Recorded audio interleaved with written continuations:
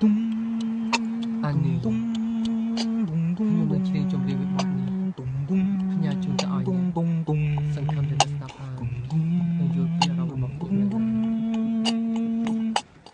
អានេះរីត្រីដែលរៀមបានជួបថ្លៃរីត្រីដែលនាំមកនៅក្តីវិបត្តិញាប់ញ័រក្នុងចិត្តតែរូបស្រីមិនគិតអាណិតដល់រូបខ្ញុំលួចសំឡឹងអ្នកអូ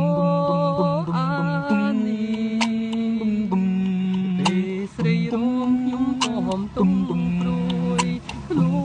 នតែព្រួយមានរំសាយ៉ាងណាប្រាថ្នាសូមតែចិត្តភាំងក្តីបើថ្លៃមិនបែបតីសូមស្រីមេត្តាខ្ញុំឈរគៀនរួយគុណទាំងត្រាដូចឃើញតារាដែលរាសែនឆ្ងាយចិត្តរៀមនៅនឹកស្ដាយដល់កាយស្រីថ្លៃមិនប្រណីបែដងកំព្រាអូ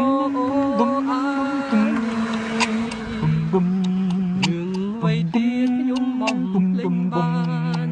ក៏យ៉ាងបំភ្លេចមិនបានដល់រឿងហេតុអ្វីសូមស្រីជួយឆ្លើយនៅចម្លើយយ៉ាងខ្លីបើថ្លៃមិនបែបតីសូមស្រីមេត្តាខ្ញុំ